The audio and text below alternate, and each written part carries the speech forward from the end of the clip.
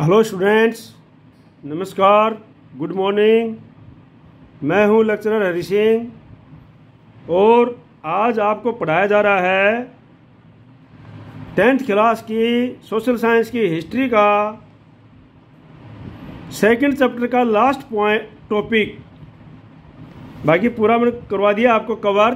तीन वीडियो में पहले भेज चुका हूं, तो इस वीडियो में आपको पढ़ा रहा हूं कि लास्ट टॉपिक में क्या है कि भाई किस प्रकार से जो है सारे ग्रुप्स को, सारे समुदायों को इकट्ठा करने के बावजूद आपने पढ़ा कि भाई किस प्रकार के हर एक समुदाय के अपने अपने इंटरेस्ट थे और वो जो नॉन कोऑपरेशन मूवमेंट और डिसओबीडियंस मूवमेंट को अपने अपने ढंग से ले रहे थे। ठीक है नहीं, नेशनलिज्म इन इंडिया में सभी जो है मुस्लिम थे, वो अपने हिसाब से सोच रहे थे। जो रिच पीजेंट्स थे वो अपने हिसाब से, उनकी स्वराज की मीनिंग कुछ और था। जो पुअर पीजेंट्स थे उनका स्वराज का मीनिंग कुछ और था। जो मुस्लिम समुदाय के लोग थे उनका स्वराज का मीनिंग कुछ और था। तो हर एक के जो वर्कर्स थे, इंडस्ट्रियल वर्कर थे, उनके स्वराज का मीनिंग कुछ और था। जो इंडस्ट्रियल के मालिक थे उनके स्वराज का मीनिंग कुछ और था। तो इस प्रकार से जो बिजनेसमैन थे उनका कुछ अलग था। अंत में किस प्रकार से इन सब को इकट्ठा करके एक सेंस ऑफ कलेक्टिव बिलोंगिंग बनाया गया कि बस सबको इकट्ठे करके सबको एक सूत्र में पिरोया गया और सबको जो है, सबकी जो सोच थी, सबको इंटरेस्ट थे, वो सबको इकट्ठा किस प्रकार से किया गया। तो ये जो है आज हम इस टॉपिक में पढ़ेंगे। तो इसके मैं 3-4 वीडियो पहले भेज चुका हूँ। पहला टॉपिक इस बुक का जो है फर्स्ट चैप्टर में भेज चुका था। पूरी बुक हिस्ट्री में भेजूंगा, पॉलिटिकल साइंस, जियोग्राफी, इकोनॉमिक्स सारे में भेजूंगा। इंग्लिश के भी टॉपिक भेज रहा हूँ, मोटिवेशन वीडियो भेज रहा हूँ। आप इस चैनल को सब्सक्राइब जरूर कर लेना ताकि जिस दिन मैं आपके पास ना भेज पाऊँ अपने आप ही आपके पास पहुँच जाए। तो इसको सब्सक्राइब जरूर कर लेना और आपको पसंद आता है तो उसको लाइक भी करना और शेयर भी कर देना ताकि दूसरों को फायदा हो सके। ठीक है नहीं? तो इस प्रकार से अभी हम पढ़ रहे हैं the sense of collective belonging. इसमें देखते हैं हम नेशनलिज्म, ये है nationalism separate when people begin to believe that they are all part of same nation, when they discover some unity that binds them together। अब जो है सभी लोगों को ये विश्वास हो गया कि भाई हम सभी जो है, विश्वास हो गया कि they are part of same nation, कि वो सारे के सारे एक ही राष्ट्र के नागरिक हैं। When they discover some unity, और उनको कुछ जो यूनिटी, एकता मिली उनमें, दैट बाइंड्स देम टुगेदर, कुछ एकताएं ऐसी हैं जो कि उनको एक सूत्र में बांधती हैं, इकट्ठे रखती हैं। इस प्रकार से सारे के सारे एक नागरिक, एक देश के नागरिक हैं। जब उनको विश्वास हो गया तो तब उनको जो है हमारे नेशनलिज्म की भावना थी ये पूरे के पूरे देश में फैल गई। और but how did the nation became a reality in the minds of people, लेकिन किस प्रकार से जो है नेशनल की भावना जो थी, एक नेशन जो है लोगों के दिमाग में एक यूनिटी के बारे में रियलिटी में कैसे आया, ये हम पढ़ा रहे हैं इस सब्जेक्ट में। How did people belonging to different communities, regions और language group develop a sense of collective belonging, कि किस प्रकार से भिन्न भिन्न लोगों में, how did people belonging to different community, अलग अलग समुदाय से संबंध रखने वाले लोग, अलग क्षेत्र से संबंध रखने वाले लोग, अलग अलग रीजन से संबंधित रखने वाले लोग, ग्रुप, और किस प्रकार से उनके अंदर एक सेंस ऑफ कलेक्टिव की भावना आई। सब प्रकार से एक इकट्ठे होने की भावना किस प्रकार से उनके अंदर जागृत हुई, ये हम जो पढ़ रहे हैं। This sense of collective belonging came partly through the experience of United struggles. ये हमारे अंदर जो सेंस ऑफ कलेक्टिव की भावना आई हमारे अंदर, वो हमारे अंदर आई कि सभी को एक साथ स्ट्रगल करने से, एक साथ संघर्ष करने के कारण, but there were also a variety of culture process through with nationalism captured people's imagination. लेकिन फिर भी जो है हमारे देश के अंदर भिन्न भिन्न प्रकार के सांस्कृतिक प्रक्रिया अलग अलग थी जो हमारे कल्पनाओं को पकड़े हुए थी। हिस्ट्री एंड फिक्शन, जिस प्रकार से जो हमको इकट्ठा करने के अंदर हमारे को एक सूत्र में प्रो पाई, वो जो क्या थी, हिस्ट्री एंड फिक्शन, इतिहास और कल्पना, फोकलोर लोक साहित्य, songs, popular prints and symbols all played a part in the making of nationalism. ये सब ने जो है नेशनलिज्म को एक करने के लिए, राष्ट्रीय भावना को एक करने के लिए बहुत ही महत्वपूर्ण रोल निभाया है। किस किस ने, देखो अभी जैसे हिस्ट्री, फिक्शन, फोकलोर लोक साहित्य, इतिहास लोक साहित्य और सॉन्ग्स, गीत, पॉपुलर प्रिंट्स, जो पॉपुलर प्रिंट्स थे, सिंबल्स थे, चिन्ह थे, all played a part in making of nationalism. और नेशनलिज्म को निभाने के बहुत तगड़ा रोल इन्होंने निभाया है। तो अब आगे है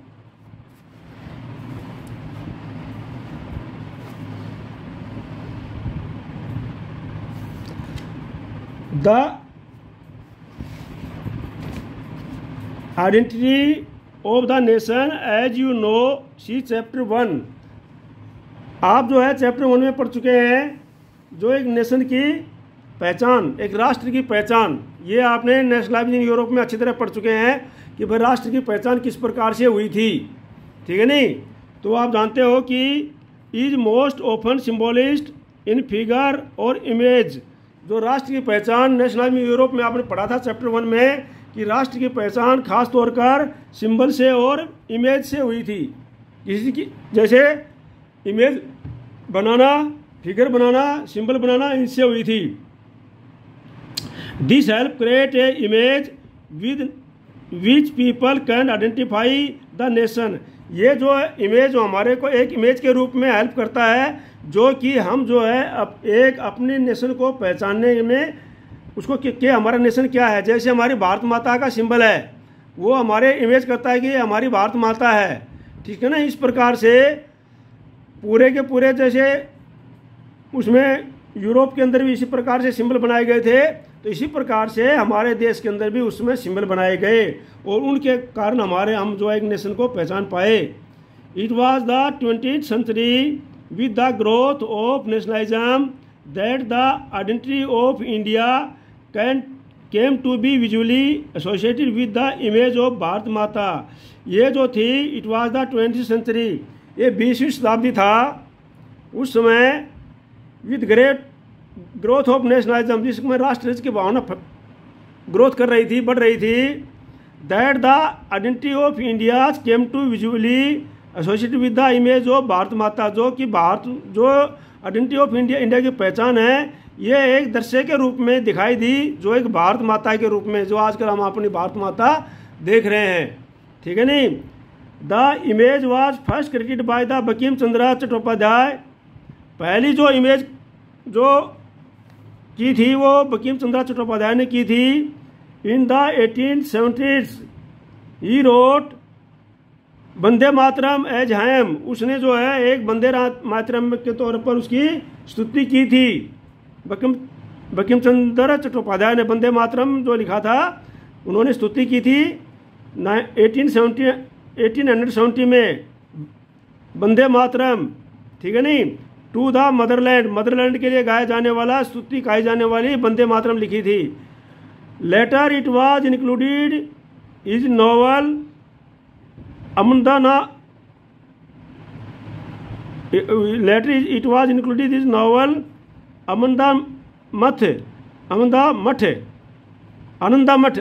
and widely sung during the Swadeshi movement in Bengal.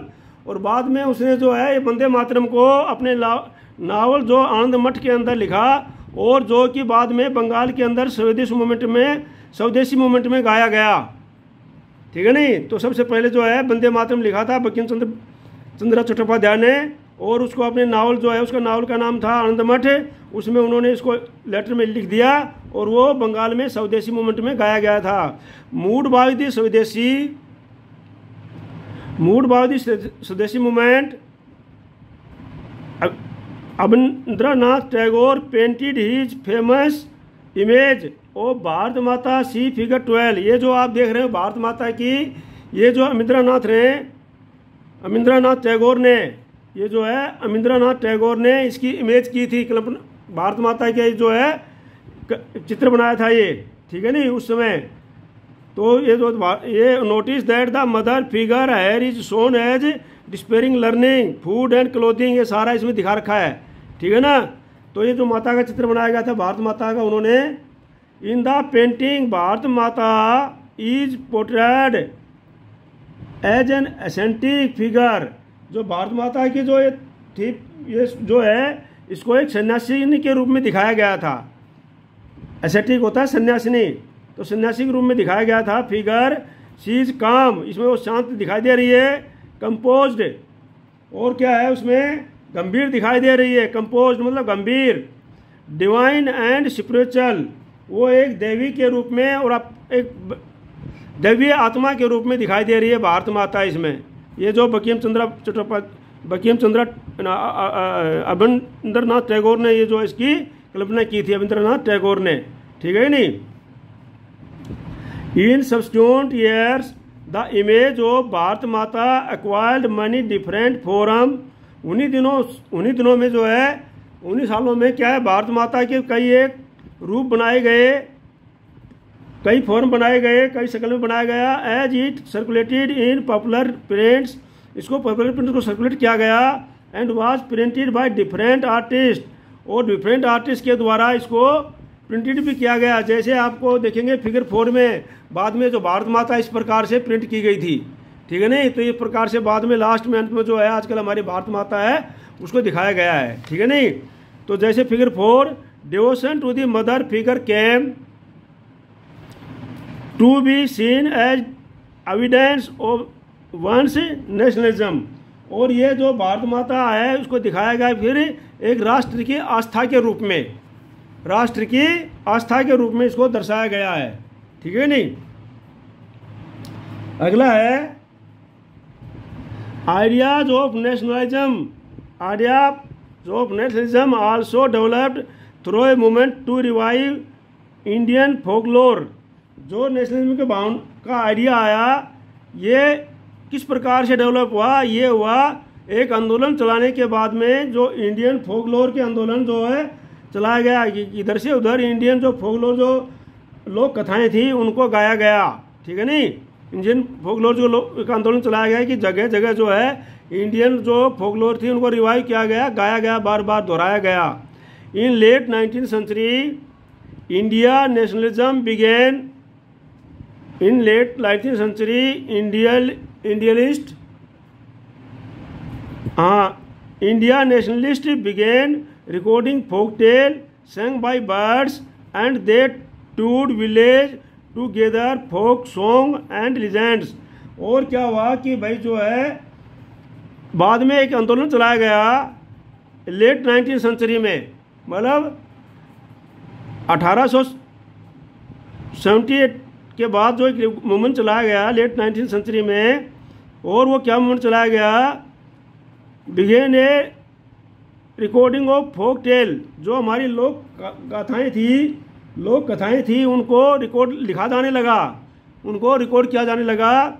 Sung by birds, और ये उनको जगह जगह जो जा करके गाया जाने लगा। एंड दे ट्यूर्ड, और जो बर्ड्स गायकार थे, उनको गाने वाले थे, बर्ड्स थे जो गायकार थे, उनको वो उन्होंने जगह जगह यात्राएं की। विलेज टू गेदर, और विलेजों से अलग अलग गाँवों में गए। गेदर फोक सॉन्ग, और उन्हें फोक सॉन्ग जो थे, लोक गीत थे, उनको इकट्ठा किया। एंड लीजेंड्स, और जनश्रुति जो उनके द्वारा कही गई जो बातें थी, कथाएं थी कि भाई हमारे देश में किस प्रकार से उनको सबको इकट्ठा किया गया। और इस प्रकार से जो है एक आंदोलन चलाया गया जिसके अंदर लोक गाथाएँ कही गई, लोक कथाएँ कही गई, जनश्रुतियाँ की गई, बैलेट्स गाए गए और उनको इकट्ठा किया गया, रिकॉर्ड किया गया कि हमारे देश के बहादुरों की कहानियाँ, इस प्रकार से हमारे देश की बहादुरी की कहानियाँ, प्राचीन कहानियाँ, ये सब जो है लिखी जाने लगी और गाई जाने लगी। This tales they believed gave a true picture of traditional culture that had been corrupted and damaged by outside forces. और ये बताया गया है कि भाई जो हमारा देश था वो बहुत ही बहादुर ट्रेडिशनल कल्चर था, जिसको कि बाद में जो बाहर से विदेशी ताकतों ने आकर के इसको करप्ट कर दिया गया, मतलब इसको नुकसान पहुंचा दिया गया और इसको करप्ट कर दिया गया और अपने अधीन कर लिया गया।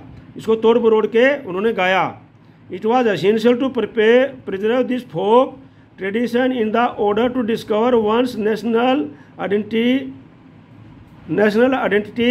and restore a sense of pride in one's past।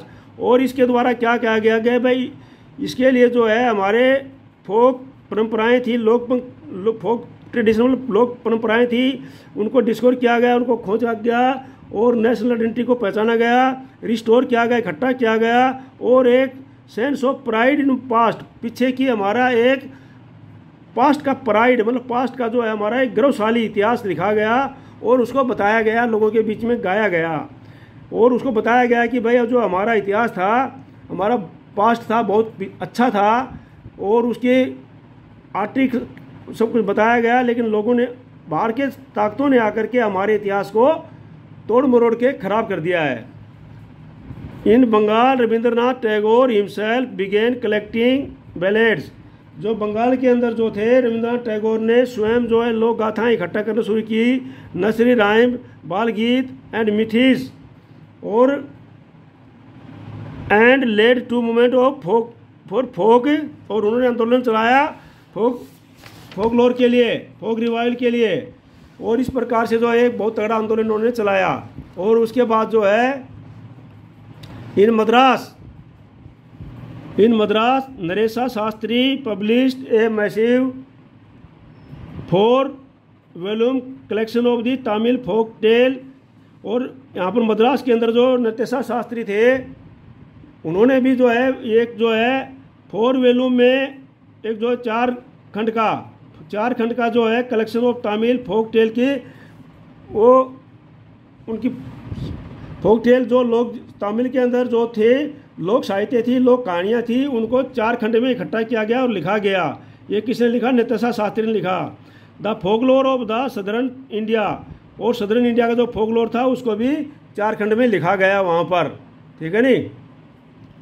He believed that folklore was national literature, और उनका विश्वास था कि फोकलोर जो है हमारा जो लोक साहित्य है, लोकगीत है, ये हमारा नेशनल लिटरेचर है ये। It was the most trustworthy manifestation of people's real thought and characteristics.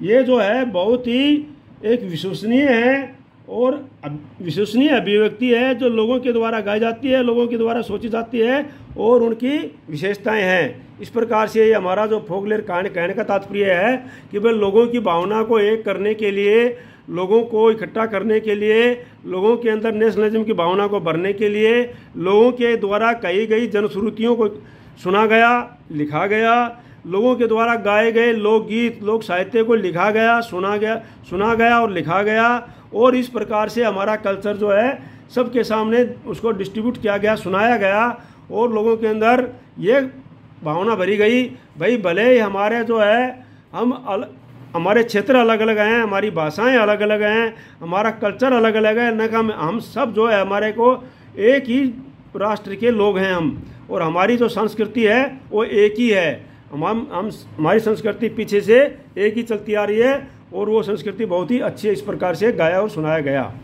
आगे आता है, as the national movement developed, nationalist leader became more and more aware of such icon and symbol in the unifying people and inspiring in them a feeling of nationalism। जैसे जैसे national का movement जो है आगे बढ़ने लगा, develop करने लगा, विकास करने लगा, इसमें लोगों के अंदर क्या है, इसमें भावना आई तो नेशनलिस्ट लीडर थे, उन्होंने इसको ज़्यादा से ज़्यादा आइकॉन और सिंबल्स का यूनिफाइंग किया उन्होंने, और लोगों को पहचाना और लोगों को बताया आइकॉन और सिंबल के द्वारा, और उनको इंस्पायर किया, मोटिवेट किया उनको, और उनको फीलिंग भरी, उनके अंदर नेशनलिज्म की भावना भरी हमारे लीडर्स ने। आइकॉन के द्वारा, सिंबल्स के द्वारा, लोक गाथाओं के द्वारा लोगों को एकजुट किया, तब हमारे को जो है पूरा देश आज़ाद हुआ था, अन्यथा सभी अपने अपने ही करते रहते। During the Swadeshi movement in Bengal, Bengal के अंदर जो स्वदेशी मूवमेंट चला उसके अंदर एक tricolour flag red green and yellow was designed, एक फ्लैग डिजाइन किया गया ट्रिकोलर जिसके अंदर रेड ग्रीन एंड येलो था। It had 8 lotus representing 8 provinces of British India and crescent moon representing Hindu and मुस्लिम।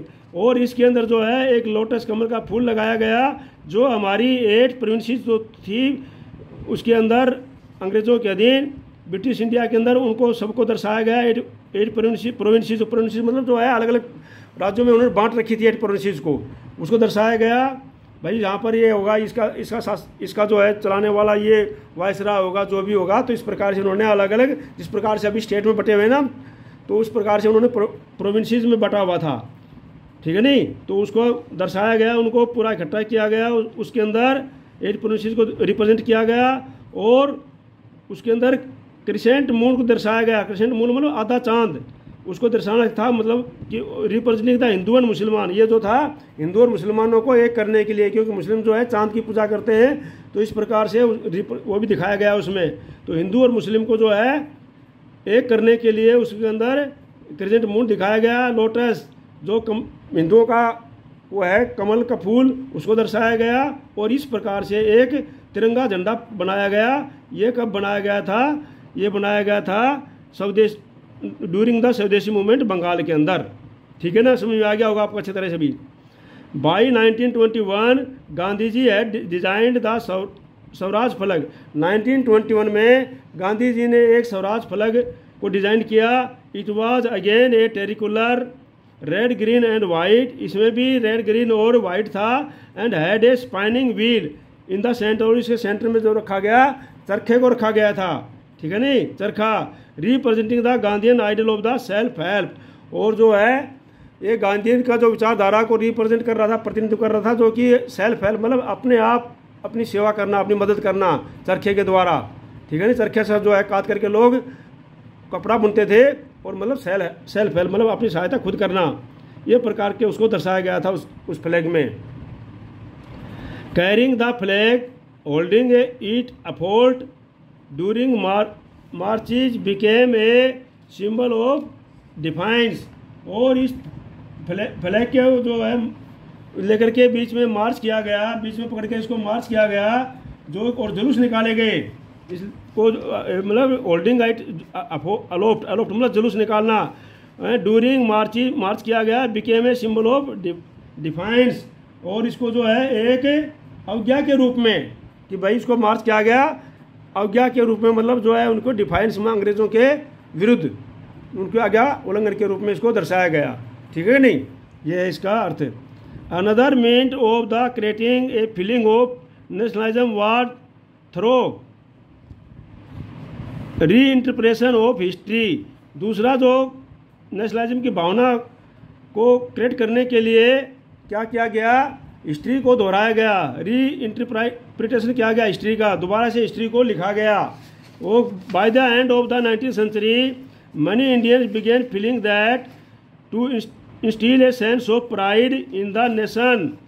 जो है by the end of the 19th century मतलब 19th century के अंत तक जो है बहुत से many Indian began feeling that, बहुत से इंडियन जो है ये फील करने लग गए थे to instil a sense of pride, एक प्राइड के अंदर घमंड मतलब अपने एकता की सेंस भावना आ गई थी उनमें, इन द नेशन राष्ट्रीय भावना उसमें आने लग गई थी। इंडियन हिस्ट्री है to be thought about differently, और उनको पता लग गया था कि इंडियन हिस्ट्री है ये जो बहुत ही डिफरेंटली है, क्योंकि इसको अंग्रेजों ने क्या किया था? British saw Indian as backward and primitive. अंग्रेजों ने हमारे को जो है क्या माना?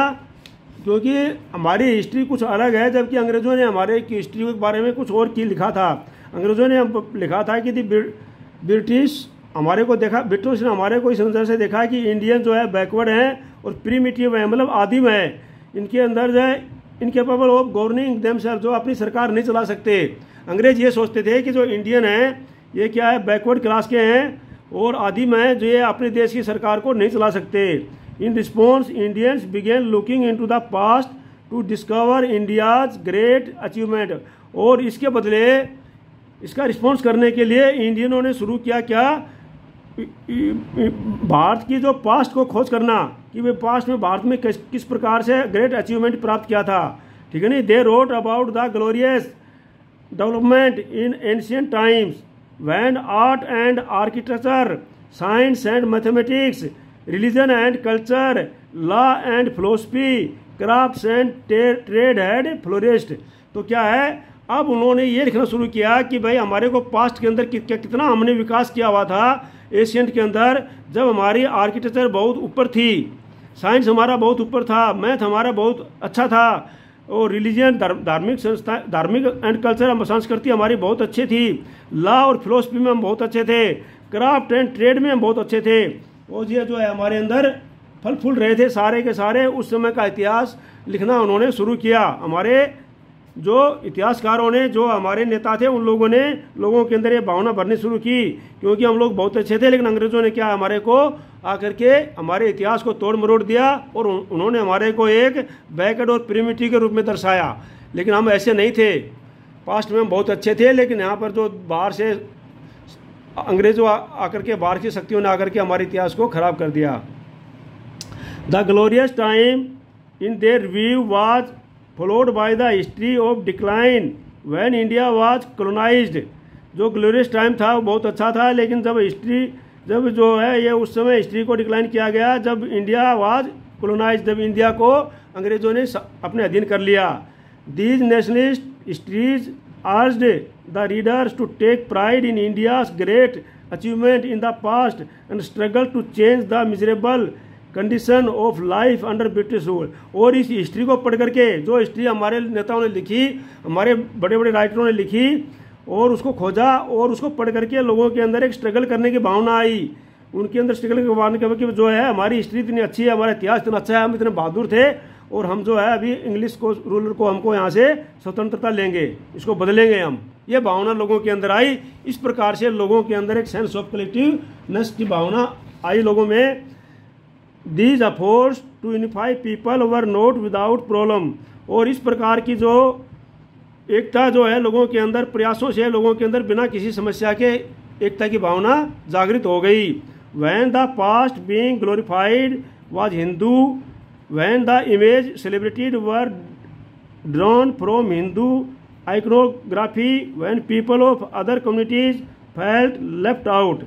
जब जो है, लेकिन एक जब जो है ये हिंदू के पास्ट के बारे में बताया गया, उनकी उनकी बहादुरी के गीत गाए गए, उनकी बहादुरी के इमेजन सेलिब्रेट मनाए गए, तो उस समय उनके बहादुरी के हिंदुओं के आइकॉनग्राफी बनाए गए, तो उस समय जो अदर कम्युनिटीज़ थे वो उनको थोड़ा सा लेफ्ट आउट हो गया, मतलब वो थोड़ा सा पीछे अपने हटना शुरू कर दिया था। तो इस प्रकार से जो है हमारी सेंस ऑफ कलेक्टिव की भावना हमारे देश के अंदर आई थी। ये टॉपिक था हमारा the sense of collective belonging. तो आपने देखा कि किस प्रकार से जो है हमारा पूरा चैप्टर पढ़ लिया है। इस प्रकार से किस प्रकार से हमने जो है, जिसने ये वीडियो देख रहा है और पीछे के 3-4 वीडियो शुरू से इस चैप्टर के नहीं पढ़े हैं, तो सीनिटी से उसको पढ़ लेना है, ठीक है नहीं। उसमें मैं टॉपिक डाल रखा हूँ हर एक वीडियो में, और टॉपिक वाइज पढ़ा रखा हूँ। अब अगला आता है हमारा कंक्लूजन, सारांश। भाई आगे ये सब होने के बाद में हमारे को क्या निकल के आया, तो ये चीज़ है कंक्लूजन। ये आप पढ़ेंगे अभी इसमें कंक्लूजन की भाई किस प्रकार से जो है इसका हमने अंग्रेज़ों से छुटकारा पाया। तो ये हम जो है अगले इसमें पढ़ा रहा हूँ मैं आपको, और वो आपको देखेंगे। एक growing anger against the colonial government was thus bringing together various group and class of Indians into a common struggle for freedom in the first half of the 20th century। तो इस प्रकार से हम देख रहे हैं कि एक बहादुरी एक बहुत बड़ा गुस्सा जो है अंग्रेज़ों की सरकार के कॉलोनियल गवर्नमेंट के खिलाफ बढ़ रहा था, और उसके कारण जो है हमारे देश के अंदर लोगों के अंदर पूरे लोग इकट्ठे हुए, पूरी क्लासेस सभी क्लास के लोग इकट्ठे हुए, और उनके अंदर कॉमन एक आम स्ट्रगल स्वतंत्रता के लिए, फर्स्ट ऑफ 20th सेंचुरी में स्वतंत्रता के लड़ने के लिए एक भावना जागृत हुई और उन्होंने स्ट्रगल किया। The Congress under the leadership of Mahatma Gandhi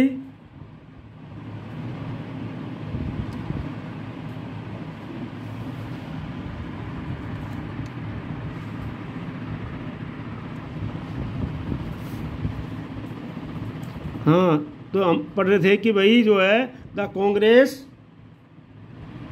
under the leadership of Mahatma Gandhi try to channel people's grievance into organised movement for independence.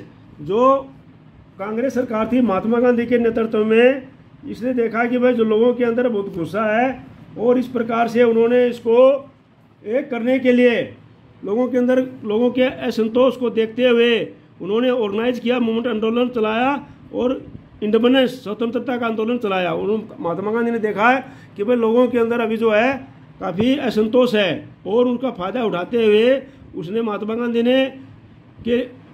Gandhi के नेतृत्व में कांग्रेस ने एक स्वतंत्रता आंदोलन चलाया। Through such movement the nationalist try to forge national unity, और इस मूवमेंट के द्वारा लोगों के अंदर एक नेशनल यूनिटी की भावना को जागृत किया गया। But as we have seen diverse group and classes participated in this movement with varied aspiration and expression. लेकिन हम पढ़ चुके हैं कि अलग अलग ग्रुपों ने अपने अलग अलग अपने एस्पिरेशन और उनकी इच्छाएं और उद्देश्यों के लिए वो लड़ रहे थे, वो उनका सबका वो पार्टिसिपेट कर रहे थे मूवमेंट के अंदर, अपनी अपनी भिन्न भिन्न प्रकार की एस्पिरेशन इच्छाएं लेकर के और आशाएं लेकर के। As their grievance were wide ranging, freedom from colonial rule also meant different things to different people. लेकिन जो असंतोष था लोगों के अंदर, वो जो था वाइड रेंजिंग था, वो स्वतंत्रता अंग्रेजों से स्वतंत्र होने के लिए सभी लोगों का अलग अलग लोगों के लिए अलग अलग उद्देश्य थे उनके लिए। The Congress constitutionally attempt to resolve differences and ensure that demand for one group did not alienate another। और इस प्रकार से कांग्रेस ने जो है सबको अपने विश्वास में लिया, और उन्होंने बताया कि भाई किसी भी एक ग्रुप की डिमांड को दूसरे ग्रुप के ऊपर थोपा नहीं जाएगा, उनसे अलग नहीं किया जाएगा। दिस इज द प्रेस, मतलब कहने का मतलब ये था कि उनको बताया गया कि भाई एक ग्रुप के को दूसरे ग्रुप के लिए उनके ऊपर नहीं थोपा जाएगा कि भाई सभी का बाला, सभी हम देश को आज़ाद कराएंगे और सभी को हम सोचेंगे। दिस इज प्रीसियसली, यही वजह थी why the unity with in the movement open broke down. इसी प्रकार था कि ये जो मूवमेंट था ये हमेशा जो टूट जाता था। The high point of Congress activity and nationalist unity were followed by face of disunity and inner conflict between group. और जो सबसे बड़ा पॉइंट कांग्रेस का ये था कि उन्होंने नेशनल यूनिटी के अंदर उसके इन सब डिसयूनिटी के बावजूद, मतलब इसके बावजूद और इनर कॉन्फ्लिक्ट के बावजूद उन्होंने इसको नेशनलिटी की भावना लोगों के अंदर भरी और इस आंदोलन को चलाया। In other words what was emerging was a nation with money vice wanting freedom from colonial rule. और इन सभी के बाद में जो है शब्दों में हम कह सकते हैं कि सभी का जो उद्देश्य ये था कि भाई अब देश को अंग्रेजों से आज़ाद कराना। इस प्रकार से जो है हम जो इसके बारे में पढ़ चुके हैं पूरा का पूरा, भाई किस प्रकार से किन किन लोगों ने किस प्रकार से चलाया, तो ये हमने पढ़ा। और ये क्वाइट इंडिया मूवमेंट है, ये इसको आप लोग पढ़ लेना, इसमें कोई ज़्यादा क्वेश्चन वाली बात नहीं है, पूरा चैप्टर मैंने पढ़ा दिया हूँ। और कल जो है मैं पढ़ाऊँगा आपको हिस्ट्री का चैप्टर नंबर 3, हिस्ट्री का chapter number 3 livelihoods economics and societies. तो बच्चे जो है इसको हर हालत में सब्सक्राइब जरूर कर लेना चैनल को। आपके पास history, geography, political science, economics सारे टॉपिक आएंगे, इंग्लिश का भी आएगा, बाद में हिंदी का भी आएगा और मोटिवेशन टॉपिक भी आएंगे। तो इसको सब्सक्राइब जरूर कर लेना और इसको लाइक करना और शेयर करना। जय हिंद, जय भारत।